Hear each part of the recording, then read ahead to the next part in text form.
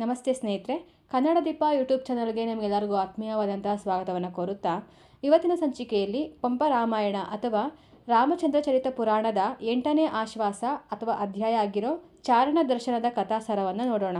ಕಥೆ ಎಲ್ಲಿವರೆಗೂ ಆಗಿತ್ತು ಅಂತಂದರೆ, ಶ್ರೀರಾಮ ಲಕ್ಷ್ಮಣ ಸೀತೆಯರು ವನಪ್ರವೇಶವನ್ನು ಮಾಡಿದ್ದಾಗಿತ್ತು.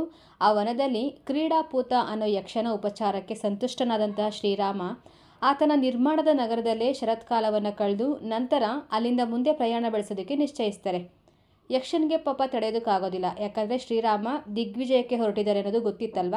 ಹಾಗಾಗಿ ಆ ಕ್ರೀಡಾಪೂತ ಅನ್ನೋ ಯಕ್ಷ ಶ್ರೀರಾಮನಿಗೆ ಉಡುಗೊರೆಯನ್ನು ಕೊಡ್ತಾರೆ. ಏನು ಉಡುಗೊರೆ ಕೊಟ್ಟರು ಅಂದರೆ, ಶ್ರೀರಾಮನಿಗೆ ಅತ್ಯಮೂಲ್ಯವಾಗಿರುವಂತಹ ಮುತ್ತಿನ ಹಾರವನ್ನು, ಲಕ್ಷ್ಮಣನಿಗೆ ಮಣಿಕುಂಡಲವನ್ನು, ಹಾಗೆ ಸೀತೆಗೆ ಚೂಡಾರತ್ನ ಹಾಗೆ ವೀಣಾರತ್ನವನ್ನು ಉಡುಗೊರೆಯಾಗಿ ಕೊಡ್ತಾನೆ.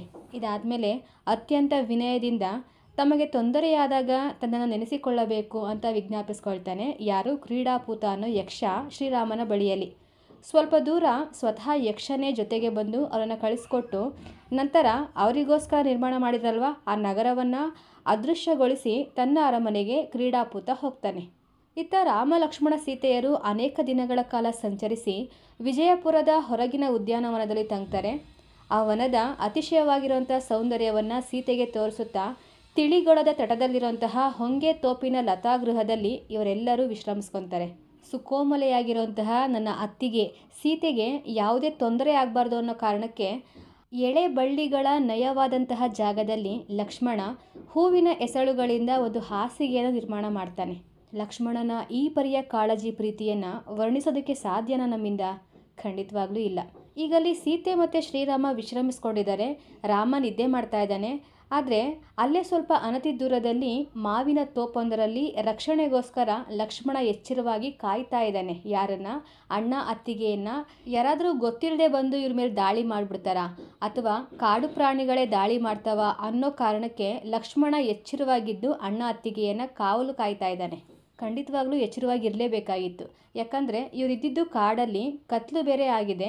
ಕತ್ತಲಲ್ಲಿ ಯಾವ ಕಡೆಯಿಂದ ಯಾವ ಪ್ರಾಣಿ ಬರುತ್ತೋ ಅಂತ ಗೊತ್ತಿರೋದಿಲ್ಲ ಅಲ್ವಾ. ಹಾಗಾಗಿ ಲಕ್ಷ್ಮಣ ಬಹಳ ಮುತುವರ್ಜಿಯಿಂದ ಕಾವಲು ಕಾಯ್ತಾ ಇದ್ದಾನೆ. ಇನ್ನು ಇವ್ರು ತಂಗಿರೋಂಥ ಪ್ರದೇಶ ವಿಜಯಪುರ ಅಲ್ವಾ. ವಿಜಯಪುರದ ಬಹಿರುದ್ಯಾನವನ ಅಂದರೆ ಹೊರಗಿನ ಒಂದು ಉದ್ಯಾನವನ ಅಥವಾ ಕಾಡಲ್ಲಿ ಇವ್ರು ತಂಗಿದ್ದಾರೆ. ಆ ವಿಜಯಪುರದ ಅಧಿಪತಿ ರಾಜ ಪೃಥ್ವಿಧರ, ಅವ್ರ ಪತ್ನಿ ಇಂದ್ರಾಣಿ. ಇವರಿಬ್ಬರಿಗೂ ಒಬ್ಬಳು ಮಗಳಿರ್ತಾಳೆ, ವನಮಾಲೆ ಅನ್ನೋಳು. ಈ ರಾಜದಂಪತಿಗಳಿಗೆ ಅಯೋಧ್ಯೆಯಲ್ಲಿ ಶ್ರೀರಾಮ ಲಕ್ಷ್ಮಣರು ಇದ್ದಾಗಿನ ಕೆಲವೊಂದು ಘಟನೆಗಳು ಕಿವಿಗೆ ಬಿದ್ದಿರುತ್ತೆ. ಅದರಲ್ಲೂ ಲಕ್ಷ್ಮಣನ ಬಗ್ಗೆ ಜಾಸ್ತಿನೇ ಕೇಳಿರ್ತಾರೆ. ಅವನದೆಂತಹ ರೂಪು, ಅವನಂತಹ ಚೆನ್ನಿಗರು ಇನ್ನೊಬ್ಬರಿಲ್ಲ, ಬಿಲ್ಲಾಳಿಲ್ಲವೇ ಇಲ್ಲ, ಕಲಿ ಇಲ್ಲ ಅಂತ ಲಕ್ಷ್ಮಣನನ್ನು ನೋಡಿದ್ದವರು ಅವನನ್ನು ವರ್ಣನೆ ಮಾಡ್ತಾ ಇದ್ದಾರೆ. ತನ್ನ ಪುರದ ಜನರ ಮಾತನ್ನು ಕೇಳಿಸ್ಕೊಂಡಂತಹ ವನಮಾಲೆಗೆ ಒಂದು ರೀತಿ ಮೈ ಪುಳಕ ಆಗುತ್ತೆ. ತನಗೆ ಲಕ್ಷ್ಮೀಧರನೇ ಗಂಡ ಅಂತ ತೀರ್ಮಾನ ಮಾಡ್ಕೊತಾಳೆ. ಅಂದರೆ ಲಕ್ಷ್ಮಣನೇ ತನಗೆ ಗಂಡನಾಗಬೇಕು ಅಂತ ತೀರ್ಮಾನ ಮಾಡ್ಕೊತಾಳೆ. ಇದಕ್ಕೆ ಅವ್ರ ತಂದೆ ತಾಯಿಗಳು ಕೂಡ ಅವನ ವಿಷಯ ಎಲ್ಲ ಗೊತ್ತಿತ್ತಲ್ವ ಲಕ್ಷ್ಮಣನ ಬಗ್ಗೆ. ಹಾಗಾಗಿ ಅವರು ಕೂಡ ಒಪ್ಪಿಗೆಯನ್ನು ಕೊಡ್ತಾರೆ. ಈ ಮದುವೆಯ ಮಾತಿನ ಬಗ್ಗೆ ಅಯೋಧ್ಯಾಧಿಪತಿಯಾಗಿರೋ ದಶರಥನ ಹತ್ರ ಮಾತಾಡಬೇಕು ಅಂತ ಇವರು ನಿಶ್ಚಯ ಮಾಡ್ಕೊತಾರೆ. ನೋಡಿ, ಇವ್ರು ತಿಳ್ಕೊಂಡಿರುವಂತಹ ಎಲ್ಲ ವಿಷಯಗಳು ಅಯೋಧ್ಯೆಯಲ್ಲಿ ಶ್ರೀರಾಮ ಲಕ್ಷ್ಮಣರು ಇದ್ದಾಗಿನ ವಿಷಯಗಳಾಗಿರುತ್ತೆ. ಜೊತೆಗೆ ಅಲ್ಲಿನ್ನೂ ಯಾರಿಗೆ ಅಯೋಧ್ಯೆಯ ರಾಜ್ಯ ಪಟ್ಟ ಅಂತ ತೀರ್ಮಾನ ಆಗಿರೋದಿಲ್ವಲ್ಲ, ಅದರ ಹಿಂದಿನ ವಿಷಯಗಳಾಗಿರುತ್ತೆ. ಇನ್ನು ನವಯುವಕರಾಗಿರುವಂತಹ ಈ ರಾಮ ಲಕ್ಷ್ಮಣರು ದಶರಥನ ಪರವಾಗಿ ಜನಕನಿಗೆ ಸಹಾಯ ಮಾಡೋದಕ್ಕೆ ಯುದ್ಧದಲ್ಲಿ ಭಾಗಿಯಾಗ್ತಾರೆ. ಹಾಗೆ ತರಂಗತಮ್ಮನನ್ನು ಸೋಲಿಸ್ತಾರಲ್ವ. ಈ ಮೂಲಕ ಇವರ ಪರಾಕ್ರಮ, ಶಕ್ತಿ, ಶೌರ್ಯಗಳು ಎಂಥದ್ದು ಅಂತ ಇವರು ಅರ್ಥ ಮಾಡ್ಕೊಂಡಿರ್ತಾರೆ. ಹಾಗಾಗಿ ಲಕ್ಷ್ಮಣನಿಗೆ ತನ್ನ ಮಗಳನ್ನು ಕೊಡಬೇಕು ಅಂತ ಇವರು ಕೂಡ ನಿಶ್ಚಯ ಮಾಡ್ಕೊಂಡಿರ್ತಾರೆ. ಈಗಿರಬೇಕಾದ್ರೆ ಒಂದಿನ ರಾಮ ಲಕ್ಷ್ಮಣರು ಕಾಡಿಗೆ ಹೋದದ್ದು, ದಶರಥ ದೀಕ್ಷೆಯನ್ನು ಪಡ್ಕೊಂಡಿದ್ದು, ಈ ಎಲ್ಲ ವಿಚಾರಗಳು ಪೃಥ್ವಿಧರನ ಕಿವಿಗೆ ಬೀಳುತ್ತೆ. ತುಂಬ ಬೇಜಾರು ಮಾಡ್ಕೊತಾರೆ. ಯಾಕಂದರೆ ಲಕ್ಷ್ಮಣನಿಗೆ ತನ್ನ ಮಗಳನ್ನು ಕೊಡಬೇಕು ಅಂತ ನಿರ್ಧಾರ ಮಾಡಿದ್ರಲ್ವ. ಆತನೇ ರಾಜ್ಯದಲ್ಲಿ ಇಲ್ಲ ಅಂತ ಅಂದರೆ ಮಗಳನ್ನ ಇನ್ಯಾರಿಗೆ ಕೊಡೋದು, ಮಗಳನ್ನ ಮದುವೆ ಮಾಡಿ ಕಾಡಿಗೆ ಬಿಡೋಕ್ಕಾಗುತ್ತಾ ಅಂತ ಯೋಚನೆ ಮಾಡಿ ಪೃಥ್ವಿಧರ ಏನು ಮಾಡ್ತಾನೆ, ತನ್ನ ಮಗಳನ್ನು ಇಂದ್ರಪುರವನ್ನಾಳುವಂತಹ ಸುಂದರ ಕುಮಾರನಿಗೆ ಕೊಟ್ಟು ಮದುವೆ ಮಾಡಬೇಕು ಅಂತ ಆ ತಂದೆ ತಾಯಿಗಳಿಬ್ರು ನಿಶ್ಚಯ ಮಾಡ್ಕೊತಾರೆ. ಆದರೆ ಪಾಪ ಈ ವನಮಾಲೆಗೆ ಇಷ್ಟ ಇರೋದಿಲ್ಲ. ಯಾಕಂದರೆ ಆಕೆ ಈಗಾಗಲೇ ತನ್ನ ಮನಸ್ಸನ್ನು ಲಕ್ಷ್ಮಣನಿಗೆ ಕೊಟ್ಬಿಡಿದ್ಲಲ್ವ. ಹಾಗಾಗಿ ತಂದೆ ತಾಯಿಯ ತೀರ್ಮಾನಕ್ಕೆ ಒಪ್ಪದೆ ವನದೇವತೆಯನ್ನು ಅರ್ಚಿಸುವಂತಹ ನೆವದಿಂದ ಉಪವಾಸವನ್ನು ಕೈಗೊಂಡು ಯಾವುದೋ ಹಿಂದಿನ ಜನ್ಮದ ಪುಣ್ಯ ಪ್ರೇರಣೆಯಿಂದ ಕೆಲವೇ ಮಂದಿ ಸಖಿಯರ ಜೊತೆಗೆ ಲಕ್ಷ್ಮಣ ಇರೋಂತಹ ಆ ಕಾಡಿಗೆ ಬರ್ತಾಳೆ. ಯಾರು? ವನಮಾಲೆ ಅನ್ನೋಳು. ಲಕ್ಷ್ಮಣರು ಎಲ್ಲಿ ಬೀಡ್ಬಿಟ್ಟಿರೋ ಆ ಕಾಡಿಗೆ ಈಕೆಯೂ ಕೂಡ ಬರ್ತಾಳೆ. ಆದರೆ ಲಕ್ಷ್ಮಣ ಅಲ್ಲೇ ಇದ್ದಾನೆ ಅಂತ ಇವಳಿಗೆ ಗೊತ್ತಿರೋದಿಲ್ಲ. ನೋಡಿ, ಈಕೆ ಕೇವಲ ವನದೇವತೆಯನ್ನು ಪೂಜೆ ಮಾಡಿ ಉಪವಾಸವನ್ನು ಕೈಗೊಂಡು ಜಾಗರಣೆ ಮಾಡೋದಕ್ಕಷ್ಟೇ ಬಂದಿರೋದಿಲ್ಲ. ಇಲ್ಲಿ ಏನೋ ಮಹತ್ವವಾದಂಥ ಕಾರ್ಯವನ್ನು ಕೈಗೊಳ್ಳೋದಕ್ಕೆ ಬಂದಿರ್ತಾಳೆ. ಅದೇನು ಅಂತ ಮುಂದೆ ನೋಡೋಣ. ವನಮಾಲೆ ಈಗ ವನದೇವತೆಯನ್ನು ಪೂಜಿಸಿ ಜಾಗರಣೆಯನ್ನು ಕೈಗೊಳ್ತಾಳೆ. ಅವಳ ಜೊತೆ ಬಂದಿರುವಂತಹ ಸಖಿಯರು ನಿದ್ದೆಯನ್ನು ಮಾಡ್ತಾರೆ. ಆದರೆ ಇವಳು ಮಾತ್ರ ನಿದ್ದೆ ಮಾಡೋದಿಲ್ಲ, ಎಚ್ಚರವಾಗೇ ಇರ್ತಾಳೆ. ಅವರೆಲ್ಲರೂ ನಿದ್ದೆ ಮಾಡಿದ್ದಾರೆ ಅಂತ ಕನ್ಫರ್ಮ್ ಮಾಡ್ಕೊಂಡಿರೋಂತಹ ವನಮಾಲೆ ಅಲ್ಲಿಂದ ಎದ್ದು ಮುಂದೆ ಹೊರಡ್ತಾಳೆ. ದೇಹದ ಪರಿಮಳ ವನವನ್ನೆಲ್ಲ ಆವರಿಸುತ್ತೆ. ಯಾರ ದೇಹದ ಪರಿಮಳ? ವನಮಾಲೆ ಅತ್ಯದ್ಭುತ ಸುಂದರಿಯಾಗಿರ್ತಾಳೆ. ಅವಳ ದೇಹದ ಪರಿಮಳ ವನವನ್ನೆಲ್ಲ ಆವರಿಸುತ್ತೆ. ಒಬ್ಬಂಟಿಗಳಾಗಿ ಓಡಾಡ್ತಿರೋಂತಹ ಈಕೆಯನ್ನು ಸ್ವಲ್ಪ ದೂರದಿಂದ ಎವೆ ಇಕ್ಕದೆ ನೋಡಿದಂತಹ ಲಕ್ಷ್ಮಣನಿಗೆ ಇವಳೇನು ವನಲಕ್ಷ್ಮಿಯೋ ಅಥವಾ ಸುರದೇವಿಯೋ ಇಲ್ಲ ವಿದ್ಯಾಧರ ಸ್ತ್ರೀಯೋ ಅಂತ ತುಂಬಾ ಆಶ್ಚರ್ಯ ಪಟ್ಕೊತಾನೆ. ಇಂತಹ ಕಗ್ಗತ್ತಲ ರಾತ್ರಿ ಈ ವನದಲ್ಲಿ ಈ ಬಾಲೆ ಅದು ಒಬ್ಬಳೇ, ಮಧ್ಯರಾತ್ರಿ ಬೇರೆ, ಜೊತೆಯಲ್ಲಿ ಯಾರೂ ಇಲ್ವಲ್ಲ, ಯಾವುದೋ ಕಾರಣದಿಂದ ಭಯಭೀತಿಗೊಂಡು ಇಲ್ಲಿಗೆ ಬಂದಿರ್ಬೋದಾ ಅಂತ ಅನೇಕ ರೀತಿಯ ಆಲೋಚನೆಗಳು ಲಕ್ಷ್ಮಣನ ಮನಸ್ಸಲ್ಲಿ ಮೂಡುತ್ತೆ. ಯಾರೀಕೆ ಇಲ್ಲಿ ಏನು ಮಾಡ್ತಿದ್ದಾಳೆ ತಿಳ್ಕೊಳ್ಲೇಬೇಕಲ್ವಾ ಅಂತ ಲಕ್ಷ್ಮಣ ಏನು ಮಾಡ್ತಾನೆ, ಅವಳ ಹಿಂದೆನೇ ಹೋಗ್ತಾನೆ. ಇವನು ಹಿಂಬಾಲಿಸ್ತಾ ಇರೋದು ವನಮಾಲೆಗೆ ಗೊತ್ತಿರೋದಿಲ್ಲ. ವನಮಾಲೆ ಆ ಕತ್ತಲೆಯಲ್ಲಿ ಒಂದು ದೊಡ್ಡ ಆಲದ ಮರದಡಿಯಲ್ಲಿ ಹೋಗಿ ನಿಂತ್ಕೊತಾಳೆ. ಆ ಮರದ ಹತ್ತಿರ ನಿಂತ್ಕೊಂಡಂತಹ ಆ ಕನ್ನಿಕೆ ಅಥವಾ ವನಮಾಲೆ, ರಾಮನುಜನಾದ ಲಕ್ಷ್ಮಣ ಕುಮಾರನು ಧರ್ಮ ಕರ್ಮ ಸಂಯೋಗದಿಂದ ಈ ಕಡೆ ಬಂದರೆ ಈ ಆಲದ ಮರದಲ್ಲಿ ದೇವತೆ ಯಾರಾದರೂ ವಾಸಿಸುತ್ತಿದ್ದರೆ ಅವನಿಗೆ ಹೇಳಿ, ವನಮಾಲೆ ನಿನಗಲ್ಲದೆ ಬೇರೆಯವನ ವಧುವಾಗಲು ಸಾಧ್ಯವಿಲ್ಲ. ಹಾಗಾಗಿ ನಿಮ್ಮನ್ನೇ ಧ್ಯಾನಿಸಿ ನೇತು ಹಾಕಿಕೊಂಡು ಸತ್ತಳು ಎಂದು ಹೇಳಿ ಅಂತ ಕರುಣೆ ಉಕ್ಕೋಂಥ ರೀತಿಯಲ್ಲಿ ಕೇಳ್ಕೊತಾಳೆ. ಸಾವಿಗೆ ಈ ವನಮಾಲೆ ಒಂದಿಷ್ಟು ಹೆದರದೆ ತನ್ನ ಪಾಪದ ಕಾರಣದಿಂದಾಗಿ ಈ ಜನ್ಮದಲ್ಲಿ ಮನಪ್ರಿಯನಾಗಿರುವಂಥ ಲಕ್ಷ್ಮಣನ ಕೈ ಹಿಡಿಯುವಂತಹ ಯೋಗ ಬರಲಿಲ್ಲ.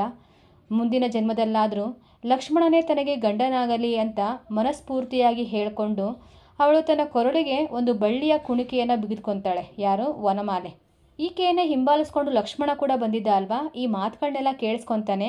ತಕ್ಷಣ ಲಕ್ಷ್ಮಣ ಇಲ್ಲಿಗೆ ಓಡ್ಬಂದು, ನೀನು ಅರಸುತ್ತಿದ್ದ ವ್ಯಕ್ತಿ ತಾನೇ, ಇನ್ನು ಮರಣದ ಆಲೋಚನೆಯನ್ನು ಕೈಬಿಡು ಅಂತ ಅವಳಿಗೆ ತಿಳಿ ಹೇಳ್ತಾನೆ. ಸೂರ್ಯನು ತನ್ನ ಕಿರಣಗಳಿಂದ ತಾವರೆಯನ್ನು ಅಪ್ಪುವ ಹಾಗೆ ಲಕ್ಷ್ಮಣ ಅವಳನ್ನು ಅಪ್ಕೊಳ್ತಾನೆ. ಬಳ್ಳಿಯ ನೇಣಿನಿಂದ ಆಕೆಯನ್ನು ಬಿಡಿಸಿ ಅವಳ ರಾಗ ಮೋಹಗಳ ಲತಾಪಾಶಕ್ಕೆ ತನ್ನನ್ನು ಒಟ್ಕೊಳ್ತಾನೆ. ನಂತರ ಲಕ್ಷ್ಮಣ ಆಕೆಯನ್ನು ತನ್ನ ಅಣ್ಣ ಇರೋಂತಹ ಜಾಗಕ್ಕೆ ಕರ್ಕೊಂಡು ಹೋಗ್ತಾನೆ. ಯಾರನ್ನ? ವನಮಾಲೆಯನ್ನು. ಇನ್ನು ಈ ಕಡೆ ವನಮಾಲೆ ಇದ್ದಲ್ವಾ, ಆ ಜಾಗದಲ್ಲಿ ಸಖಿಯರೆಲ್ಲ ಹುಡುಕಾಡ್ತಾರೆ. ತುಂಬ ಗಾಬರಿಗೊಂಡು ವನಮಾಲೆ ಎಲ್ಲೋಗಿದ್ದಾಳೆ ಅಂತ ಹುಡುಕಿ ಕೊನೆಗೆ ಅವಳಿರೋಂಥ ಸ್ಥಳಕ್ಕೆ ಬರ್ತಾರೆ. ಈಗ ಈ ಸಖಿಯರಿಗೂ ಗೊತ್ತಾಗುತ್ತೆ ಇವಳ ಜೊತೆ ಇರೋರೇ ರಾಮ ಲಕ್ಷ್ಮಣರು ಅಂತ. ಇವರು ಆ ವಿಷಯವನ್ನು ಪೃಥ್ವಿಧರ ಮಹಾರಾಜನಿಗೆ ಹೇಳ್ತಾರೆ. ಅತ್ಯಾನಂದದಿಂದ ತಕ್ಷಣವೇ ಊರನ್ನು ಅಷ್ಟಶೋಭೆಯಿಂದ ಅಲಂಕರಿಸಲು ಹೇಳಿ ಚತುರಂಗ ಬಲ ಸಮೇತವಾಗಿ ಹೋಗಿ ಅವರನ್ನು ರಾಜಭವನಕ್ಕೆ ಬರಮಾಡ್ಕೊಳ್ತಾನೆ ಪೃಥ್ವಿಧರ. ಉಚಿತ ರೀತಿಯಲ್ಲಿ ಸತ್ಕರಿಸಿ ಮುಂದೆ ಒಂದು ಶುಭ ದಿನದಲ್ಲಿ ಶುಭ ಸಮಯದಲ್ಲಿ ವನಮಾಲೆಯನ್ನು ಲಕ್ಷ್ಮಣನಿಗೆ ಕೊಟ್ಟು ಮದುವೆ ಮಾಡ್ತಾನೆ. ಎಲ್ಲರೂ ತುಂಬ ಖುಷಿಯಾಗಿರ್ತಾರೆ. ಇಂಥ ಶುಭ ಸಮಯದಲ್ಲೇ ನಂದ್ಯಾವರ್ತಪುರವನ್ನು ಆಳುವಂತಹ ಅತಿವೀರ್ಯ ಮಹಾರಾಜ ಒಬ್ಬ ದೂತನನ್ನು ಪೃಥ್ವಿಧರನ ಆಸ್ಥಾನಕ್ಕೆ ಕಳಿಸಿರ್ತಾನೆ. ಒಂದು ಸಂದೇಶವನ್ನು ಕಳಿಸಿ. ಆ ದೂತನ ಹೆಸರು ವಾಯುಗತಿ ಅಂತ. ಸಂದೇಶ ಏನಿತ್ತದು ಅಂದರೆ, ಒಂದು ಅಕ್ಷೋಹಿಣಿ ಬಲ ಸಮೇತ ತನ್ನ ಜೊತೆಯಲ್ಲಿ ಭರತನ ಮೇಲೆ ಯುದ್ಧಕ್ಕೆ ನಡೆಯಬೇಕೆಂಬ ರಾಜಾದೇಶವನ್ನು ಮಹಾರಾಜನಿಗೆ ಓದಿ ಹೇಳ್ತಾನೆ. ಈ ವಿಷಯ ಕೇಳಿ ಪೃಥ್ವಿಧರನಿಗೆ ಕೋಪ ಬಂದರೂ ಕೂಡ ವ್ಯಂಗ್ಯವಾದಂಥ ರೀತಿಯಲ್ಲಿ ಮುಗುಳ್ನಗೆ ಬಂದು ದೂತನ ಮುಖವನ್ನು ನೋಡಿ, ಹೌದು, ಭರತನ ವಿಷಯ ಏನು, ಅವ್ರ ಮೇಲೆ ಯಾಕೆ ಯುದ್ಧ ಮಾಡ್ತಾ ಇರೋದು ಅಂತ ಕೇಳ್ತಾನೆ. ಅದಕ್ಕೆ ಆ ದೂತ, ಮಹಾರಾಜ, ತನಗೆ ಅಂದರೆ ಅತಿವೀರ್ಯನಿಗೆ ಭರತನು ಆಳಾಗಬೇಕೆಂದು ಹೇಳು ಅಂತ ವಿನೀತಪುರಕ್ಕೆ ದೂತರನ್ನು ಕಳಿಸಿದ್ದ. ಯಾಕಂದರೆ ತನ್ನ ಮೇಲೆ ಕಾಳಗ ಅಥವಾ ಯುದ್ಧಕ್ಕೆ ಭರತ ಬರೋದು ಅಸಾಧ್ಯ. ಕಾರಣ ತನ್ನಲ್ಲಿ ಅಪರಿಮಿತವಾಗಿರುವಂಥ ಚತುರಂಗ ಬಲವಿದೆ ಅಂತ ಅವರಿಗೆ ಹೆದರಿಸ್ತಾನೆ. ಅಂದರೆ ಇಲ್ಲಿ ಭರತನ ಜೊತೆ ರಾಮ ಲಕ್ಷ್ಮಣ ಇಲ್ವಲ್ಲ, ಹಾಗಾಗಿ ಅವನು ತುಂಬ ಅಸಮರ್ಥನಾಗಿದ್ದಾನೆ. ಅವನಿಗಿನ ನಾನೇ ಸಮರ್ಥ, ನನಗೆ ಆಳಾಗುವಂಥ ಅತಿವೀರ್ಯ ಅವನಿಗೆ ದೂತರನ್ನು ಕಳಿಸಿ ಒಂದು ಸಂದೇಶವನ್ನು ಕಳಿಸಿರ್ತಾನೆ. ಇಲ್ಲಿ ಅತಿವೀರ್ಯನ ಹೆದರಿಸುವಂಥ ಮಾತುಗಳನ್ನು ಕೇಳಿದಂಥ ಶತ್ರುಘ್ನ ಅತ್ಯಂತ ಕೋಪಗೊಂಡು, ಕನಸಿನಲ್ಲಿಯಾದರೂ ಮನು ಪ್ರಸೂತರಾದ ತಮಗೆ ಭಯಲೋಭಗಳು ಹುಟ್ಟುವುದಿಲ್ಲವೆಂದ ಮೇಲೆ ಅತಿವೀರ್ಯ ಯಾವ ಮಹಾ, ಅಷ್ಟೊಂದು ಪರಾಕ್ರಮಿಯಾಗಿದ್ದರೆ ಯುದ್ಧಕ್ಕೆ ಬರಲಿ, ನಾನು ಅವನ ಕೈಯಲ್ಲಿ ಬಿಲ್ಲಿನ ಬದಲು ಹುಲ್ಲನ್ನು ಹಿಡಿಸುತ್ತೇನೆ ಅಂತ ಗದರಿಸಿ ದೂತರನ್ನು ವಾಪಸ್ ಕಳಿಸ್ತಾನೆ ಶತ್ರುಘ್ನ. ಹೀಗಾಗಿ ಭರತನ ಮೇಲೆ ಅತಿವೀರ್ಯನು ಯುದ್ಧಕ್ಕೆ ಹೊರಟಿದ್ದಾನೆ. ನಮ್ಮ ಮೇಲೆ ಯುದ್ಧಕ್ಕೆ ಬರ್ತಾ ಇದ್ದಾರೆ ಅನ್ನೋ ವಿಷಯವನ್ನು ತಿಳಿದಂಥ ಭರತ ಶತ್ರುಘ್ನರು ಭರತನ ಮೇಲೆ ಅತಿವೀರ್ಯನು ಯುದ್ಧಕ್ಕೆ ಬಂದ ಎಂಬುದೇ ಪರಾಭವ. ಪರಾಭವ ಎಂದರೆ ಬೇರೆ ಕೋಡಿರುತ್ತದೆಯೇ ಅಂತ ನಿಶ್ಚಯಿಸಿ ಭರತನೂ ಸಹ ಶತ್ರುಘ್ನ ಸಮೇತವಾಗಿ ನಂದ್ಯಾಪುರದತ್ತ ಯುದ್ಧಕ್ಕೆ ಹೊರಟಿದ್ದಾರೆ.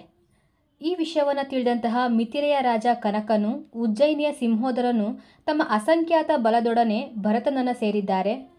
ಇನ್ನು ಈ ಕಡೆ ತಮ್ಮ ದೂತನಿಗಾದಂತಹ ಅಪಮಾನವನ್ನು ಕೇಳಿ ಗುಡುಗಿ ಅತ್ಯಂತ ಕೋಪಗೊಂಡಂತಹ ಅತಿವೀರ್ಯ ಭರತನಿಗೆ ಎದುರಾಗಿ ಸೈನ್ಯ ಸಮೇತವಾಗಿ ಹೊರಟಿದ್ದಾನೆ. ಮಹಾರಾಜ, ಹಾಗಾಗಿ ನಿಮಗೂ ಕೂಡ ಕರೆ ಬಂದಿದೆ ಅಂತ ವಾಯುಗತಿ ದೂತ ವಿಷಯವನ್ನು ಹೇಳಿ ಮುಗಿಸ್ತಾನೆ. ಈ ವಿಷಯ ಕೇಳಿದಂತಹ ಪೃಥ್ವೀಧರ ದೂತನ ಮೇಲೆ ಕೋಪಗೊಳ್ಳದೆ ಅವನನ್ನು ಕ್ಷಮಿಸಿ ವಾಪಸ್ ಕಳಿಸ್ತಾನೆ. ಯಾಕಂದರೆ ಇವಾಗ ರಾಮ ಲಕ್ಷ್ಮಣರು ಇವರಿಗೆ ಸಂಬಂಧಿಕರಾದ್ರಲ್ವಾ, ಮಗಳ ಗಂಡ ಲಕ್ಷ್ಮಣ. ಹಾಗಾಗಿ ಆ ರಾಜ್ಯದ ವಿರುದ್ಧ ಇವರು ಯುದ್ಧ ಮಾಡೋಕ್ಕಾಗುತ್ತಾ? ಅಷ್ಟೇ ಅಲ್ಲದೆ ಇವರು ಕಾರಣ ಪುರುಷರು, ದೈವಾಂಶ ಸಂಭೂತರು. ಇವ್ರ ವಿರುದ್ಧ ಯುದ್ಧ ಮಾಡಿ ಗೆಲ್ಲೋದಕ್ಕಾದರೂ ಉಂಟಾ ಅಂತ ಅರ್ಥ ಮಾಡ್ಕೊಂಡಿರ್ತಾನೆ ಪೃಥ್ವೀಧರ. ಹಾಗಾಗಿ ರಾಮನ ಕಡೆ ತಿರುಗಿ ತಾನು ಹೋಗಿ ಈ ಯುದ್ಧವನ್ನು ನಿಲ್ಲಿಸ್ತೀನಿ ಅಂತ ಹೇಳ್ತಾನೆ. ಯಾರು? ಪೃಥ್ವೀಧರ. ಆಗ ಲಕ್ಷ್ಮಣ, ಅದನ್ನು ಮಾಡಲು ನಾನೇ ಸಾಕು, ನಾನೇ ಮಾಡುವೆ ಅಂತ ಮನಃಪವನ ವೇಗದ ಕುದುರೆಗಳನ್ನು ಕಟ್ಟದ ರಥಗಳನ್ನು ತರಿಸಿ ಮೂವರು ಅಂದರೆ ರಾಮ ಲಕ್ಷ್ಮಣ ಸೀತೆ ಮೂವರು ಅವುಗಳನ್ನು ಏರಿ ನಂದ್ಯಾವರ್ತ ನಗರದ ಹೊರವಲಯದಲ್ಲಿ ಬೀಡನ್ನು ಬಿಡ್ತಾರೆ. ಇನ್ನು ಯುದ್ಧ ಆರಂಭ ಆಗಿರೋದಿಲ್ಲ, ಇನ್ನು ಯಾರೂ ಅಲ್ಲಿಗೆ ಬಂದಿರೋದಿಲ್ಲ, ಇವರೇ ಫಸ್ಟ್ ಹೋಗಿರ್ತಾರಲ್ವಾ. ಆಗ ಅಲ್ಲಿ ಸೀತೆ ಹೇಳ್ತಾಳೆ, ಅತಿವೀರ್ಯನ ಶೌರ್ಯವನ್ನು ಭರತನೇ ಎದುರಿಸಬಲ್ಲ, ಆದರೆ ಯುದ್ಧಕ್ಕೆ ಮುಂಚೆಯೇ ಅವನನ್ನು ಹತಪ್ರಭನನ್ನಾಗಿ ಮಾಡಿ ಅಂತ ಸಲಹೆಯನ್ನು ಕೊಡ್ತಾಳೆ. ಯಾರಿಗೆ? ರಾಮ ಲಕ್ಷ್ಮಣರಿಗೆ. ಜಾನಕಿಯ ಈ ಮಾತಿಗೆ ಲಕ್ಷ್ಮಣ ತನ್ನ ಕರಗಳನ್ನು ಮುಗಿದು, ತಾಯೇ, ಅದ್ಯಾವ ಮಹಾ, ಬರಿಗೈಯಿಂದಲೇ ಅವನನ್ನು ಮನೆದೊತ್ತಿನ ಹಾಗೆ ಹಿಡಿದು ತಂದು ಅಣ್ಣನ ಕಾಲಿಗೆ ಎರಗಿಸುತ್ತೇನೆ ಅಂತ ಭರವಸೆಯನ್ನು ಕೂಡ ಕೊಡ್ತಾನೆ.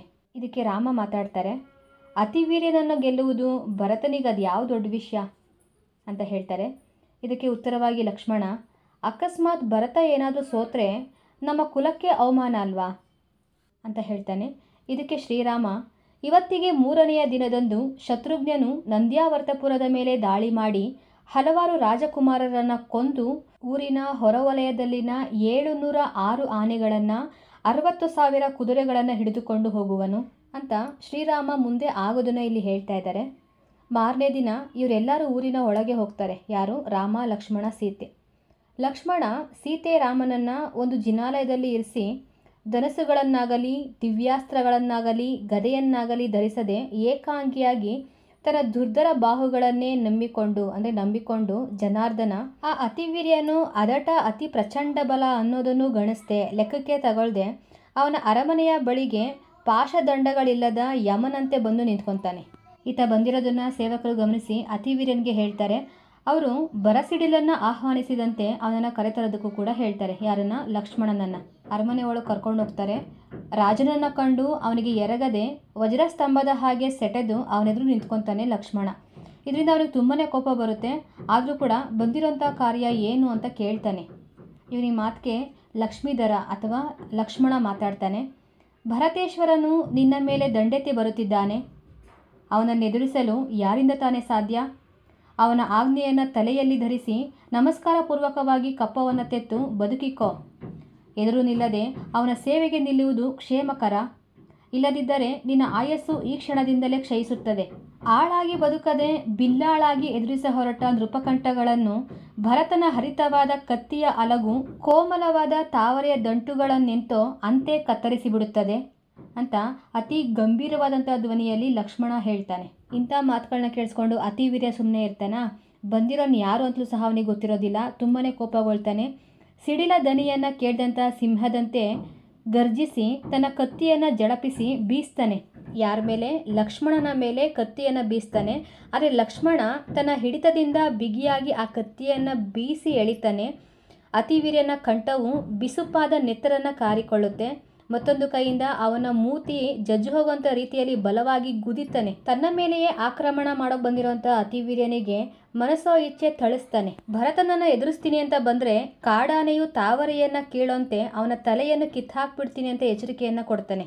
ಯಾಕೆ ಲಕ್ಷ್ಮಣ ಈ ಥರ ಹೇಳ್ತಾ ಇದ್ದಾನೆ ಅಂತ ಅಂದರೆ, ಅತಿವೀರ್ಯನ ಜೊತೆಗೆ ಕೈ ಜೋಡಿಸೋದಕ್ಕೆ ಅನೇಕ ರಾಜಕುಮಾರರು ಅಲ್ಲಿ ನೆರೆದಿದ್ರಲ್ವ, ಅವರೆಲ್ಲ ಭಯಭೀತರಾಗಿ ಅಲ್ಲಿಂದ ಎದುರುಕೊಂಡು ಓಡೋಗ್ಬಿಡ್ತಾರೆ. ಮತ್ತು ಲಕ್ಷ್ಮಣ ಅತಿವೀರ್ಯನನ್ನು, ಇವನನ್ನು ನಾನು ಎಳೆದುಕೊಂಡು ಹೋಗುತ್ತೇನೆ, ಧೈರ್ಯವುಳ್ಳವರು ಇದ್ದರೆ ಅಡ್ಡಪಡಿಸಬಹುದು ಅಂತ ಗರ್ಜಿಸಿ ಅವನನ್ನು ಎಳ್ಕೊಂಡು ಹೋಗ್ತಾನೆ. ಅರಮನೆಯಿಂದಲೇ ಅವನನ್ನು ಎಳ್ಕೊಂಡು ಹೋಗ್ತಾನೆ.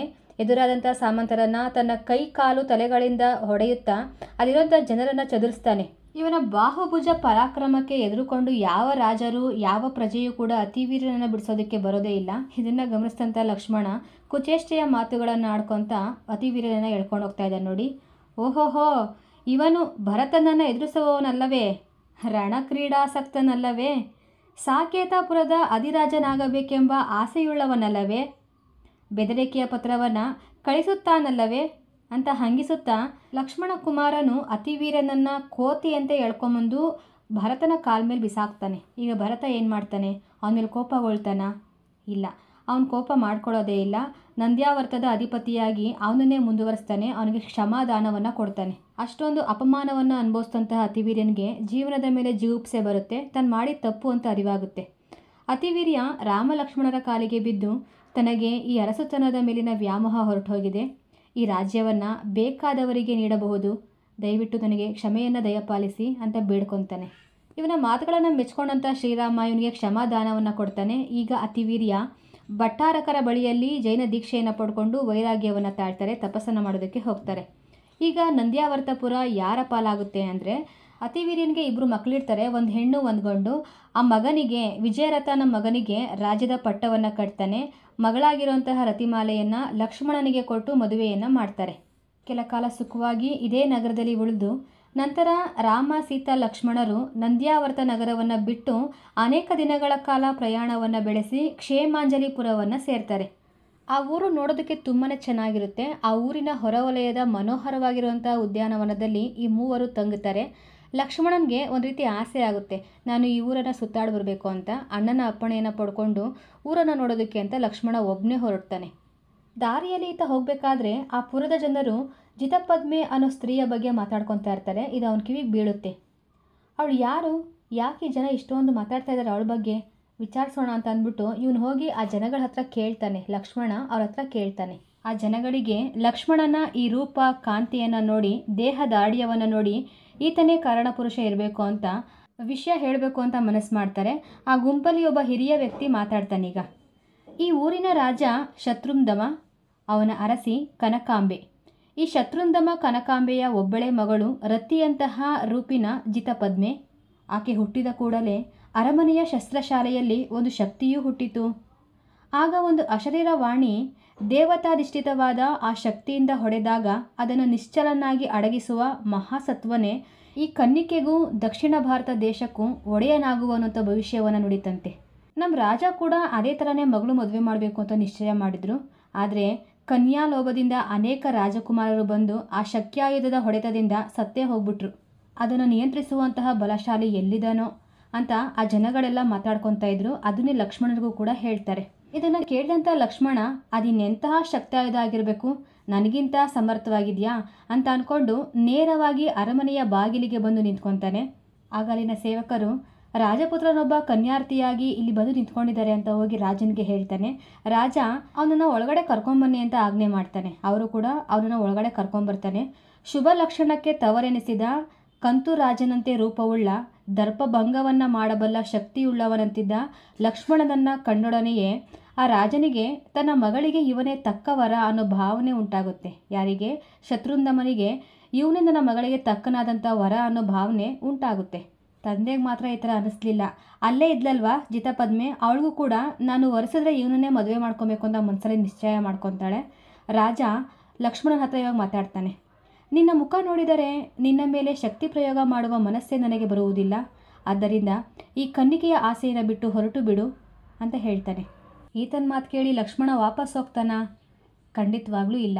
ಅದಕ್ಕೆ ಅಂಜದೆ ಲಕ್ಷ್ಮಣ ಈ ಕೂಡಲೇ ಆ ಶಕ್ತಿಯನ್ನು ತರಿಸಿ ನನ್ನ ಶಕ್ತಿ ಹೆಚ್ಚೋ ಅಥವಾ ಅದರ ಶಕ್ತಿ ಹೆಚ್ಚೋ ನೋಡೇ ಬಿಡೋಣ ಅಂತ ಹೇಳಿ ಅದನ್ನು ಬರಮಾಡ್ಕೊಳ್ತಾನೆ. ನೋಟದಿಂದಲೇ ವಿಷ ಬೀರುವ ಹಾವಿನಂತಿದ್ದ ಶಕ್ತಿಯನ್ನು ಭಟರು ಶಸ್ತ್ರಶಾಲೆಯಿಂದ ತಂದು ಲಕ್ಷ್ಮಣನ ಮುಂದೆ ಇಡ್ತಾರೆ. ಅದನ್ನು ನಾನಾ ಬಗೆಯಿಂದ ಪೂಜಿಸಿ ಮಂತ್ರಗಳಿಂದ ಪಾವನೆಗೈತಾರೆ. ನಂತರ ಆ ಶಕ್ತಿಯಾಯುಧವನ್ನು ಲಕ್ಷ್ಮಣನ ಮೇಲೆ ಪ್ರಯೋಗ ಮಾಡಿದಾಗ ಕಡೆಗಾಲದ ಸಿಡಿಲಿನಂತೆ ಕಿಡಿಗಳನ್ನು ಕಾರುತ್ತಾ ಬೋರ್ಗರೆಯುತ್ತಾ ಲಕ್ಷ್ಮಣನ ಮೇಲೆ ಎರಗಿ ಬರುತ್ತೆ. ಆದರೆ ಲಕ್ಷ್ಮಣ ತನ್ನ ಎಡಗೈಯಿಂದಲೇ ಅದರ ತಲೆಯನ್ನು ಹಿಡಿದು ಅದನ್ನು ಅಡಗಿಸಿಬಿಡ್ತಾನೆ. ಶಕ್ತಿಯಾಯುಧವನ್ನು ಅಡಗಿಸಿಬಿಡ್ತಾನೆ, ಸಂಹಾರ ಮಾಡ್ತಾನೆ. ಆಕಾಶದಿಂದ ಪುಷ್ಪವೃಷ್ಟಿಯಾಗುತ್ತೆ. ದೇವಲೋಕದಲ್ಲಿ ಅಮರ ಸಮಿತಿಯು ಲಕ್ಷ್ಮೀಧರನ ಶೌರ್ಯವನ್ನು ಹೊಗಳುತ್ತೆ. ಚಿಕಿತನಾದಂತಹ ಶತ್ರುಂದಮನು ಸೌಮಿತ್ರಿಯ ಪರಾಕ್ರಮಕ್ಕೆ ತಲೆಬಾಗ್ತಾನೆ. ನಂತರ ಅವನನ್ನು ವಿವಿಧ ವಸ್ತ್ರಾಭರಣಗಳಿಂದ ಅಲಂಕರಿಸಿ ಮಿತ ಪರಿವಾರದೊಂದಿಗೆ ಸೀತಾರಾಮ ಇದ್ರಲ್ವ ಅಲ್ಲಿಗೆ ನಡ್ಕೊಂಡೇ ಹೋಗ್ತಾರೆ. ರಾಜನು ಅವರನ್ನು ತನ್ನ ಅರಮನೆಗೆ ಕರ್ಕೊಂಬಂದು ಉಪಚಾರವನ್ನು ಮಾಡಿ ಒಂದು ಶುಭ ದಿನ ಶುಭ ಮುಹೂರ್ತದಲ್ಲಿ ಪದ್ಮೋದರನಿಗೂ ಅಂದರೆ ಲಕ್ಷ್ಮಣನಿಗೂ ಜಿತಪದ್ಮೆಗೂ ವಿವಾಹವನ್ನು ಮಾಡ್ತಾರೆ. ಇನ್ನು ಅದೇ ಊರಲ್ಲಿ ಕೆಲವು ದಿವಸಗಳ ತಂಗಿದ್ದು ತುಂಬ ಸುಖವಾಗಿ ಕಾಲವನ್ನು ಕಳೀತಾರೆ. ನಂತರ ಮೂವರು ಅಂದರೆ ರಾಮ ಲಕ್ಷ್ಮಣ ಸೀತೆ ಪೂರ್ವಾಭಿಮುಖವಾಗಿ ಪ್ರಯಾಣವನ್ನು ಬೆಳೆಸ್ತಾರೆ. ಪ್ರಯಾಣದ ಹಾದಿಯಲ್ಲಿ ಒಂದಿನ ಸಂಜೆ ವಂಶಸ್ಥಳವೆಂಬ ನಗರದ ಸಮೀಪದಲ್ಲಿನ ಬೆಟ್ಟದ ಬಳಿ ಬಂದಾಗ ಅಲ್ಲಿ ಸ್ವಲ್ಪ ಜನರೆಲ್ಲ ತುಂಬ ಗಾಬರಿಯಿಂದ ಭಯಭೀತರಾಗಿ ಓಡಿ ಹೋಗ್ತಾ ಇದ್ದಾರೆ. ಇಂತಹ ದೃಶ್ಯ ಶ್ರೀರಾಮನ ಕಣ್ಣಿಗೆ ಬೀಳುತ್ತೆ. ಅವ್ರಿಗೊಂದು ರೀತಿ ಆಶ್ಚರ್ಯ, ಯಾಕೆ ಈ ಜನ ಎಲ್ಲ ಈ ಥರ ಭಯಭೀತರಾಗಿ ಓಡ್ತಾ ಇದ್ದಾರೆ, ಇದಕ್ಕೇನು ಕಾರಣ ತಿಳ್ಕೊಬೇಕು ಅಂತ ಒಬ್ಬ ವ್ಯಕ್ತಿಯನ್ನು ತಡೆದು ಕಾರಣ ಏನು ಅಂತ ಕೇಳ್ತಾರೆ. ಅದಕ್ಕೆ ಆತ, ಕಳೆದ 3 ದಿನಗಳಿಂದಲೂ ರಾತ್ರಿ ಹೊತ್ತು ಆ ಗಿರಿಶಿಖರಗಳಲ್ಲಿ ಸಿಡಿಲಿನಂತೆ ಭಯಂಕರವಾದಂಥ ಸದ್ದು ಕೇಳಿಸುತ್ತೆ, ಅದೇನು ಅಂತಲೇ ಗೊತ್ತಿಲ್ಲ, ಅದರಿಂದಲೇ ಜನ ಎಲ್ಲ ಹೆದರ್ಕೊಂಡು ಓಡೋಗ್ತಾ ಇದ್ದಾರೆ ಅಂತ ಹೇಳಿ ಆ ವ್ಯಕ್ತಿನೂ ಕೂಡ ಹೊರಟೋಗ್ತಾನೆ. ಆ ಶಬ್ದ ಯಾರು ಮಾಡ್ತಾ ಇದ್ದಾರೆ ತಿಳ್ಕೊಬೇಕು ಅಂತ ಶ್ರೀರಾಮ ಆ ಪರ್ವತದ ಮೇಲೆ ಹತ್ತಿ ನೋಡಿದಾಗ ಅಲ್ಲಿ ಚತುರ್ಮುಖ ಪ್ರತಿಮಾ ಯೋಗದಲ್ಲಿ ನಿಂತು ಶುಭ ಧ್ಯಾನದಲ್ಲಿ ಮಗ್ನರಾಗಿದ್ದಂತಹ ಮಹರ್ಷಿಯೊಬ್ಬರನ್ನು ಕಾಣ್ತಾರೆ. ಆ ಮಹರ್ಷಿಗಳ ಸುತ್ತ ವಿಷಸರ್ಪಗಳು ಸುತ್ತಾಡ್ತಾ ಇದ್ದು, ಅವರ ದೇಹದ ಮೇಲೆ ಅಡಿಯಿಂದ ಮುಡಿಯವರೆಗೆ ಚೇಳುಗಳು ಮುತ್ಕೊಂಡಿದ್ದು. ರಾಮ ಲಕ್ಷ್ಮಣರು ಅಲ್ಲಿ ಕಾಲಿಟ್ಟಿದ ತಕ್ಷಣವೇ ಇವರ ಪುಣ್ಯ ಪ್ರಭಾವದಿಂದ ಅವೆಲ್ಲ ಮಾಯವಾಗ್ತವೆ. ಆ ಮಹರ್ಷಿಗಳು ಬಂಧ ಮುಕ್ತರಾಗ್ತಾರೆ. ಯಾರೋ ಮಹಾ ಧ್ಯಾನ ಇರಬೇಕು ಅಂತ ರಾಮ ಲಕ್ಷ್ಮಣರು ಅಲ್ಲೇ ದೊರೆಯುವಂತಹ ಸುಗಂಧ ಕುಸುಮಗಳಿಂದ ಅವರಿಗೆ ಪೂಜೆಯನ್ನು ಮಾಡ್ತಾರೆ. ಅಷ್ಟೊತ್ತಿಗೆ ಸೂರ್ಯನು ಕೂಡ ಮುಳುಗ್ತಾನೆ, ಅಂದರೆ ರಾತ್ರಿ ಆಗುತ್ತೆ. ಆ ರಾತ್ರಿಯಲ್ಲಿ ಅತಿ ರೌದ್ರಕವಾದ ಭೂತ ಪೇತ ಸಮೂಹವು ಗರ್ಜನೆ ಮಾಡುವಂತಹ ಸಿಂಹಶರಭ ಶಾರ್ದೂಲಗಳು, ಅತ್ಯದ್ಭುತವಾದ ಮಿಂಚು ಗುಡುಗುಗಳು ಕಾಣಿಸ್ಕೊಳ್ತವೆ. ಬಿಸು ನೆತ್ತರ ಮಳೆ ಸುರಿಯುತ್ತೆ. ಇವೆಲ್ಲ ಆ ಮುನಿವರ್ಯನಿಗೆ ದೇವತೆ ಮಾಡ್ತಿದ್ದಂಥ ಉಪಸರ್ಗಗಳು, ತೊಂದರೆಗಳು. ಅವರು ತಪಸ್ಸನ್ನು ಮಾಡಬಾರ್ದು ಅಂತ ಅಡ್ಡಿಪಡಿಸ್ತಾ ಇದ್ದಾರೆ. ಇದೇ ಶಬ್ದಗಳನ್ನು ಕೇಳಿ ಆ ಊರಿನ ಜನ ಹೆದರ್ಕೊಂಡು ಓಡೋಗ್ತಾ ಇದ್ದಿದ್ದು. ನೋಡಿ, ಇಷ್ಟೆಲ್ಲ ತೊಂದರೆಗಳು ಉಪಸರ್ಗಗಳು ಎದುರಾದರೂ ಕೂಡ ಆ ಮುನಿಗಳ ಮೇಲೆ ಯಾವುದೇ ರೀತಿಯಾದಂಥ ಪರಿಣಾಮ ಬೀರೋದಿಲ್ಲ. ಅವರು ಅವ್ರ ಪಾಡಿಗೆ ತಪಸ್ಸನ್ನು ಮುಂದುವರಿಸ್ತಾನೆ ಇದ್ದಾರೆ. ರಾಮ ಲಕ್ಷ್ಮಣರಿಗೆ ಇವರಿಗೆ ಸಹಾಯ ಮಾಡಬೇಕು ಅಂತ ಅನಿಸುತ್ತೆ. ಈ ಮುನಿಗೆ ಉಪಸರ್ಗ ಕೊಡ್ತಿರೋಂತಹ ಈ ದೇವನ ರೌದ್ರವನ್ನು ಹೋಗಲಾಡಿಸ್ಬೇಕು ಅಂತ ತಮ್ಮ ದಿವ್ಯ ಧನಸ್ಸುಗಳನ್ನು ಹೂಡ್ತಾರೆ. ಅಲ್ಲಿ ಆ ದೇವತೆಗಳು ಭೂತ ಪಿಶಾಚಿಗಳೆಲ್ಲ ಹೆದರ್ಕೊಂಡು ಓಡೋಗ್ಬಿಡುತ್ತೆ. ನೆಮ್ಮದಿಯಾಗಿ ಮುನಿವರಿಯರು ತಪಸ್ಸನ್ನು ಆಚರಿಸಿ ಅವಧಿ ಜ್ಞಾನವನ್ನು ಪಡ್ಕೊತಾರೆ. ಅವರ ಹೆಸರೇ ದೇಶಭೂಷಣ ಮುನಿಗಳು. ದೇವತೆಗಳೆಲ್ಲ ಪೂಜಿಸಿ ಆದಮೇಲೆ ಉದಾತ್ತ ರಾಗವನ್ನು ಕೈ ಮುಗಿದು ಅವರನ್ನು ಕೇಳ್ಕೊತಾರೆ. ಯಾರನ್ನ? ಮುನಿಗಳನ್ನು, ದೇಶಭೂಷಣ ಮುನಿಗಳನ್ನು ಕೇಳ್ಕೊತಾರೆ. ನಿಮಗೆ ಯಾವ ರೀತಿ ಉಪಸರ್ಗ ಉಂಟಾಯಿತು, ನೀವಿಲ್ಲಿ ತಪಸ್ಸಿಗೆ ಕೂರೋದಕ್ಕೆ ಕಾರಣ ಏನು ಅಂತ ಕೇಳ್ಕೊತಾರೆ. ಆಗ ದೇಶಭೂಷಣ ಮುನಿಗಳು ಈ ರೀತಿ ಹೇಳ್ತಾರೆ. ಪದ್ಮಪುರವನ್ನಾಳುವ ವಿಜಯ ಪರ್ವತ ರಾಜನ ಚರಣ ಹೆಸರು ಅಮೃತಸ್ವರ. ಇವನ ಪತ್ನಿ ಯಲ್ಲವ. ಇವರಿಬ್ಬರಿಗೂ ಉದಿತ ಅನುದಿತ ಅನ್ನೋ 2 ಗಂಡು ಮಕ್ಕಳಾಗ್ತಾರೆ. ಆದರೆ ಆ ಯಲ್ಲವ ಒಳ್ಳೆ ಹೆಂಗಸಾಗಿರಲಿಲ್ಲ. ಅವಳು ಆ ಊರಿನ ವಸುಭೂತಿ ಅನ್ನೋ ಬ್ರಾಹ್ಮಣನ ಜೊತೆಗೆ ಒಳ ಸಂಬಂಧವನ್ನು ಇಟ್ಕೊಂಡಿದ್ಲು. ಗಂಡ ಬದುಕಿದ್ರೆ ತಮಗೆ ಬೇಕಾದಂತೆ ಬಾಳೋದಕ್ಕೆ ಬಿಡೋದಿಲ್ಲ, ಅಡ್ಡಿಪಡಿಸ್ತಾನೆ ಅಂತ ಅವನನ್ನು ಕೊಲೆ ಮಾಡೋದಕ್ಕೆ ಮುಂದಾಗ್ತಾಳೆ. ತನ್ನ ಪ್ರಿಯಕರ ವಸುಭೂತಿಯ ಜೊತೆ ಸೇರಿಕೊಂಡು ಗಂಡನನ್ನು ಯಾರಿಗೂ ಅರಿಯದಂತೆ ಕೊಂದು ಹಾಕ್ತಾರೆ. ಅಪವಾದ ನರಹತ್ಯೆಗಳಿಗೆ ಹೇಸದ ಆ ಹೆಂಗಸು ಗಂಡನನ್ನು ಕೊಲ್ಲಿಸಿದ ನಂತರ ಪುತ್ರವಧೆಗೂ ನಿಶ್ಚಯಿಸ್ತಾಳೆ. ಅಂದರೆ ತನ್ನ ಮಕ್ಕಳು ಇದ್ರಲ್ವ 2, ಅವರನ್ನು ಕೊಲ್ಲಬೇಕು ಅಂತ ನಿರ್ಧಾರ ಮಾಡ್ತಾಳೆ. ತನ್ನ ಪ್ರಿಯಕರ ವಸುಭೂತಿಯ ಜೊತೆಗೆ ಈ ವಿಷಯವನ್ನು ಚರ್ಚೆ ಮಾಡಬೇಕಾದ್ರೆ ಇವರಿಬ್ಬರು ಆಡ್ತಿರೋಂಥ ಮಾತು ತನ್ನ ಮಗ ಇದ್ನಲ್ವ ಉದಿತ, ಅವನ ಹೆಂಡತಿಯ ಕಿವಿಗೆ ಬಿದ್ದುಬಿಡುತ್ತೆ. ಆಕೆ ಏನು ಮಾಡ್ತಾಳೆ, ತನ್ನ ಗಂಡ ಉದಿತನಿಗೆ ಹೋಗಿ ಈ ವಿಷಯವನ್ನು ಹೇಳ್ತಾಳೆ. ಈಗ ಅಣ್ಣ ತಮ್ಮ ಇಬ್ಬರೂ ವಸುಭೂತಿ, ತಾಯಿಯ ಪ್ರಿಯಕರ ಇದ್ನಲ್ವ, ಆ ವಸುಭೂತಿಯನ್ನು ಮುಗಿಸ್ಬಿಡ್ತಾರೆ, ಸಾಯಿಸ್ಬಿಡ್ತಾರೆ. ಇಲ್ಲಿ ಸತ್ತಿರೋಂಥ ವಸುಭೂತಿ ಶಾರ್ದೂಲಾಸ್ಯ ಅನ್ನೋ ದಟ್ಟ ಕಾಡಿನಲ್ಲಿ ಕಾಲಜಂಗ ಅನ್ನೋ ಹೆಸರಿನ ಬೇಡನಾಗಿ ಹುಟ್ಟುತ್ತಾನೆ. ಇದು ಒಂದು ಸಂಸಾರದ ಕಥೆ ಆಯಿತು. ಅಂದರೆ ಮತ್ತೆ ಇದೇ ಪದ್ಮಪುರದ ಉದ್ಯಾನವನದಲ್ಲಿ ಸುಮತಿ ವರ್ಧನ ಅನ್ನೋ ಆಚಾರ್ಯರು ಬಂದಿದ್ದಾರೆ ಅಂತ ಋಷಿ ನಿವೇದಕನೊಬ್ಬ ಮಹಾರಾಜ ವಿಜಯ ಪರ್ವತನ ಹತ್ರ ವಿಷಯವನ್ನು ತಗೊಂಡೋಗಿ ಹೇಳ್ತಾರೆ. ಋಷಿಗಳನ್ನು ಅರಸಿ ಬಂದಿರುವಂತಹ ವಿಜಯ ಪರ್ವತ ಮಹಾರಾಜ ಅವರನ್ನು ಅರ್ಜಿಸಿ ಧರ್ಮವನ್ನು ಕೇಳಿ ವೈರಾಗ್ಯ ಪರನಾಗಿ ದೀಕ್ಷೆಯನ್ನು ಕೈಗೊಳ್ತಾರೆ. ಇವ್ರ ಜೊತೆನೆ ಅಂದರೆ ರಾಜನ ಸೇವೆಗೋಸ್ಕರ ಉದಿತ ಮತ್ತು ಅನುದಿತರು ಇದ್ರಲ್ವ, ಅವರು ಕೂಡ ತಾವು ಮಾಡಿರೋಂಥ ಪಾಪ ಕಾರ್ಯಗಳನ್ನು ತೊಡ್ಕೊಬೇಕು ಅಂತ ಜೈನ ದೀಕ್ಷೆಯನ್ನು ಪಡ್ಕೊತಾರೆ. ಈಗ ಈ 3 ಜನ ಸುಮತಿ ವರ್ಧನ ಋಷಿಗಳ ಜೊತೆಯಲ್ಲಿ ಮಹಾರಾಜ ವಿಜಯ ಪರ್ವತ, ಉದಿತ, ಅನುದಿತರು ದೀಕ್ಷೆಯನ್ನು ಪಡ್ಕೊಂಡು ಸಂವೇದ ಶೈಲಕ್ಕೆ ಹೊರಡ್ತಾರೆ.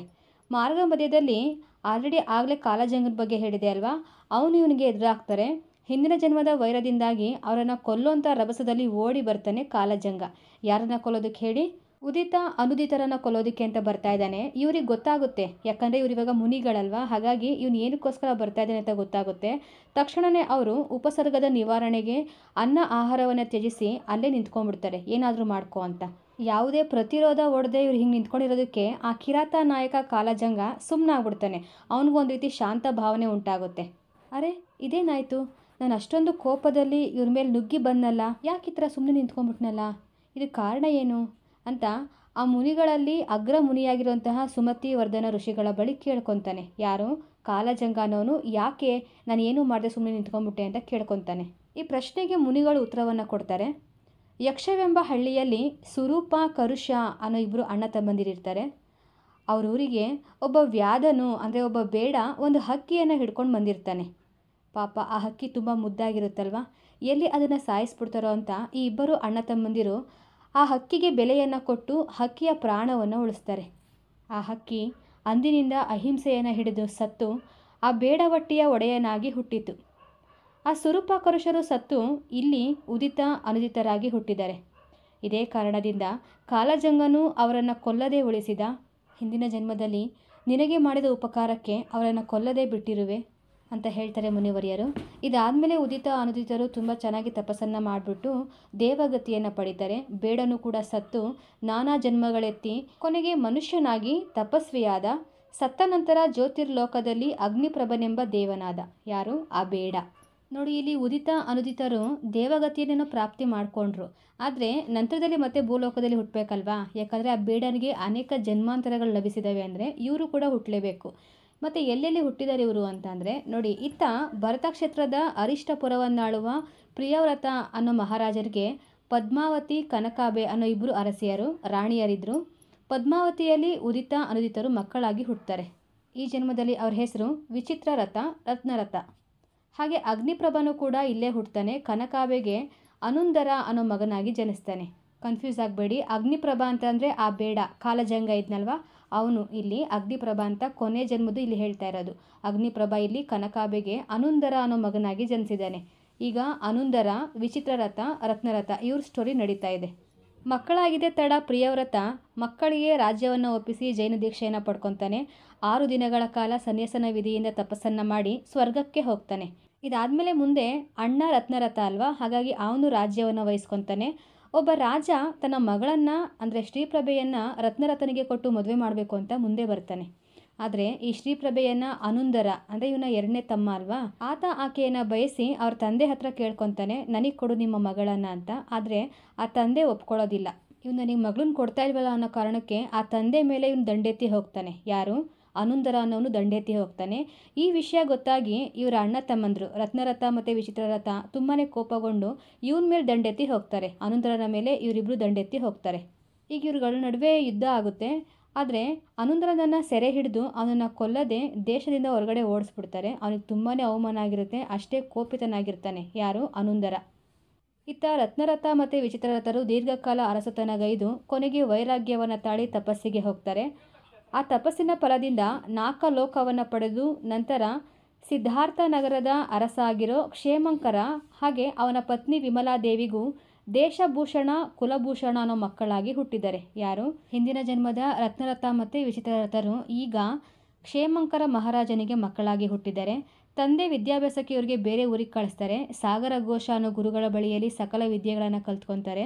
ವಿದ್ಯೆ ಎಲ್ಲ ಕಲ್ತಾದ್ಮೇಲೆ ಗುರುಗಳಿಗೆ ವಂದಿಸಿ ತಮ್ಮ ಊರಿಗೆ ವಾಪಸ್ ಹೋಗಬೇಕಾದ್ರೆ ದೇಶಭೂಷಣರಾದಂತಹ ನಾವುಗಳು ಕರಮಾಡವೊಂದರ ಮೇಲಿದ್ದ ಕನ್ಯೆಯೊಬ್ಬಳನ್ನು ಕಂಡು ಆಕರ್ಷಣೆಗೊಂಡೆವು.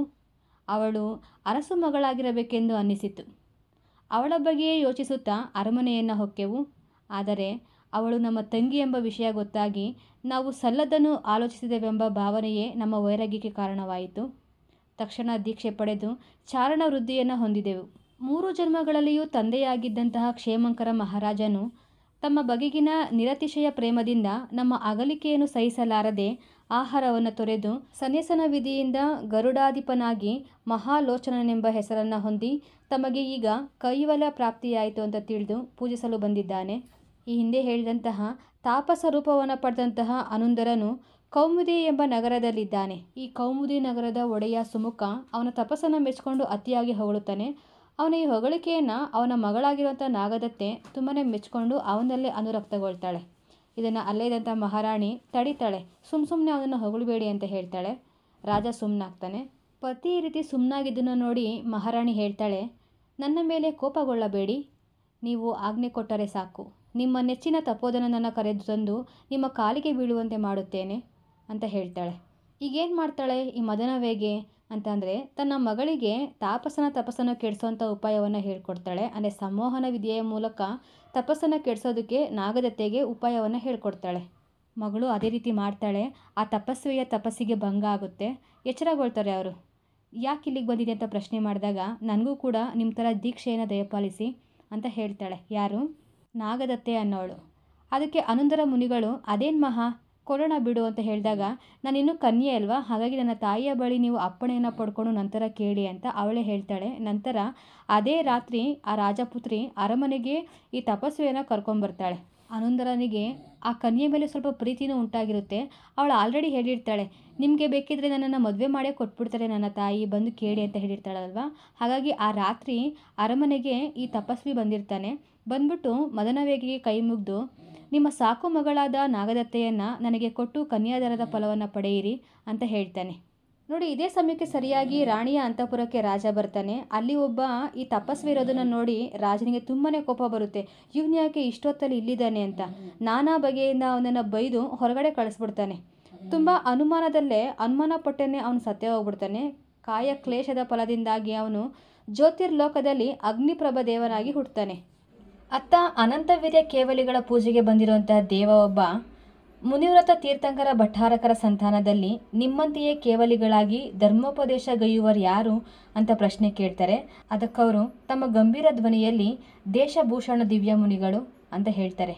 ಅದೇ ಸಭೆಯಲ್ಲಿದ್ದಂತಹ ಅಗ್ನಿಪ್ರಭ ಇದನ್ನು ಕೇಳಿ ತನ್ನ ಜನ್ಮಾಂತರ ವೈರದಿಂದ ನಮ್ಮ ತಪಸ್ಸಿಗೆ ವಿಘ್ನಗಳನ್ನು ಮಾಡೋದಕ್ಕೆ ಯೋಚನೆ ಮಾಡ್ತಾನೆ. ಅದೇ ಸಂದರ್ಭಕ್ಕೆ ನೀನು ಬಂದೆ. ಈತನು ಪುಣ್ಯ ಪುರುಷನು, ಚರ್ಮದೇಹಧಾರಿಯೂ ಆದ ಶ್ರೀರಾಮನು ಕೋಪಗೊಳ್ಳುವನು ಅಂತ ಹೆದರ್ಕೊಂಡು ತನ್ನ ವೈರವನ್ನು ಇಲ್ಲಿಯೇ ಬಿಟ್ಟು ಈಗ ಇಲ್ಲಿಗೆ ಬಂದಿದ್ದಾನೆ ಅಂತ ಮುನಿಗಳು ಶ್ರೀರಾಮನಿಗೆ ಎಲ್ಲ ಕಥೆಯನ್ನು ವಿವರಿಸಿ ಹೇಳ್ತಾರೆ. ಇದನ್ನೆಲ್ಲ ಕೇಳಿಸ್ಕೊಂಡಂತಹ ಶ್ರೀರಾಮನಿಗೆ ತುಂಬಾ ಖುಷಿಯಾಗುತ್ತೆ. ರಾಮನ ಗುಣಪ್ರತಿಷ್ಠೆಗೂ ಶೀಲ ಸಂಪತ್ತಿಗೂ ಮೆಚ್ಚಿಕೊಂಡು ನನ್ನನ್ನು ನೆನೆಸಿಕೊಂಡಾಗ ನಿಮ್ಮ ಬಳಿ ಬರುವೆ ಅಂತ ಅಗ್ನಿಪ್ರಭ ಶ್ರೀರಾಮನಿಗೆ ಹೇಳಿ ಅಲ್ಲಿಂದ ಹೊರಡ್ತಾನೆ. ಇತ್ತ ದೇಶಭೂಷಣ ಕೇವಲಿಗಳು ತಮ್ಮ ಧರ್ಮಾಮೃತದಿಂದ ಭವ್ಯಾವಳಿಗಳನ್ನು ತಣಿಸಲೆಂದು ಆರ್ಯಖಂಡ ವಿಹಾರಕ್ಕೆ ಹೋಗ್ತಾರೆ. ನಂತರ ವಂಶಸ್ಥಲಪುರವನ್ನಾಳುವಂತಹ ಸುಪ್ರಭ ಮಹಾರಾಜ ಶ್ರೀರಾಮ ಲಕ್ಷ್ಮಣರನ್ನು ಪೂಜಿಸ್ತಾನೆ. ಆ ಊರಿನ ಗಿರಿ ತಟದಲ್ಲಿ ಸುಂದರ ಚೈತ್ಯಾಲಯಗಳಿಂದಲೂ ಬಹು ಪ್ರಾಕಾರ ಹರ್ಮ್ಯಗಳಿಂದಲೂ ಕೂಡಿದ ಏಕಾಂತ ಕಮನೀಯವಾದ ಒಂದು ನಗರವನ್ನು ಕಟ್ಟಿಸಿ ಅಲ್ಲಿ ರಾಮ ಲಕ್ಷ್ಮಣರನ್ನು ಇರಿಸ್ತಾನೆ. ಆ ಗಿರಿತಟದಲ್ಲಿ ರಾಮ ಲಕ್ಷ್ಮಣರು ವಾಸವಾಗಿದ್ದಂಥ ಕಾರಣಕ್ಕೆ ಆ ಗಿರಿಗೆ ರಾಮಗಿರಿ ಅಂತ ಹೆಸರಾಗುತ್ತೆ. ಇಲ್ಲಿಗೆ 8ನೇ ಅಧ್ಯಾಯ ಚಾರಣ ದರ್ಶನ ಮುಗಿಯುತ್ತೆ. ಮುಂದಿನ ಸಂಚಿಕೆಯಲ್ಲಿ 9ನೇ ಅಧ್ಯಾಯ ಆಗಿರುವಂತಹ ಸೀತಾಪಹರಣ.